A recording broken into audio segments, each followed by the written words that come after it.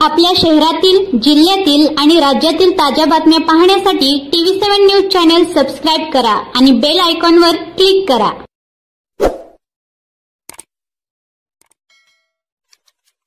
आज भारतीय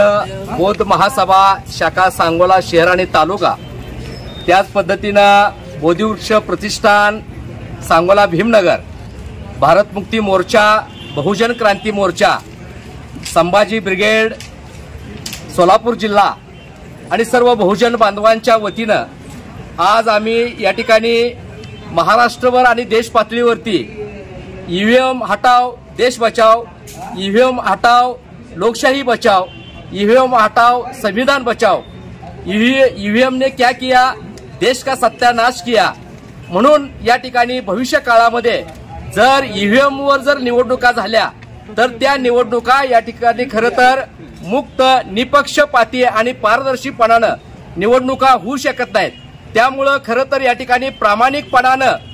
जनतेचा जो खरा या ठिकाणी प्रतिनिधी राहतो, की जो खऱ्या अर्थानं जनतेची सेवा करून जनतेच्या माध्यमातून गोरगरीब वंचित उपेक्षितांना खऱ्या अर्थानं न्याय देणारा जो प्रतिनिधी राहतो, त्या या ठिकाणी खऱ्या प्रतिनिधीवरती अन्याय होताना दिसतो आहे। खरं तर 8 ऑक्टोबर 2013 ला डॉक्टर सुब्रमण्यम स्वामी जे के भाजपचेच खासदार होते, ज्यांनी सर्वोच्च न्यायालयामध्ये याचिका दाखल केली आणि याचिकेचा निकाल देताना सर्वोच्च न्यायालयानं 8 ऑक्टोबर 2013 साली की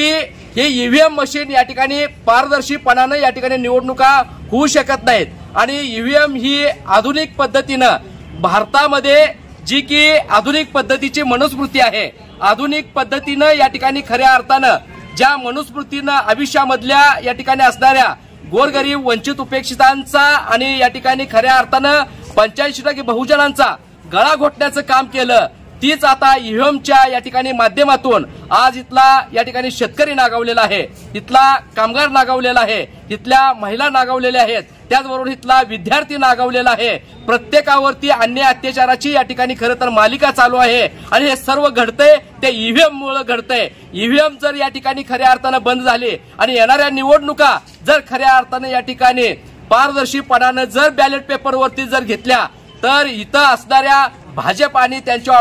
ऑफशूट जे विंग जे आहेत की ज्यांनी आज देशामध्ये जातीच्या आणि धर्माच्या नावाखाली खऱ्या अर्थानं जो हैदोस माजवलेला आहे, जे की ईव्हीएमच्या नाजायज अवलादीनं आज खरं तर ही सत्ता त्यांनी काबीज केलेली आहे आणि सत्ता काबीज केल्यानंतर या ठिकाणी हुकुमशाही पद्धतीनं आज देश चालवताना या ठिकाणी खऱ्या अर्थाने दिसतो आहे। संविधान भारतरत्न बोधिसत्व परमपूजनीय डॉक्टर बाबासाहेब आंबेडकरांनी इथं असणाऱ्या सर्व महापुरुषांच्या समतावादी विचाराला प्रमाण मानून खरं तर या देशाचं 2 वर्षे 11 महिने 18 दिवसाचा प्रदीर्घ काळ घालवून या देशाचं महान असं संविधान लिहिलं। परंतु संविधान लिहित असताना बाबासाहेबांनी सर्वसमावेशक असणाऱ्या मग ते SC, ST, OBC, NT, VZT, minorities अशा सर्वसमावेशक 85% बहुजनाला समान न्याय आणि अधिकार दिला। एका समतेच्या धाग्यामध्ये बाबासाहेबांनी या ठिकाणी खऱ्या अर्थाने सर्वांना गुंफून घेतलं। परंतु आज खऱ्या अर्थाने ईव्हीएम मुळे आज या सर्व समावेशक असणाऱ्या गोरगरीब वंचित कष्टकरी शेतकरी शेतमजूर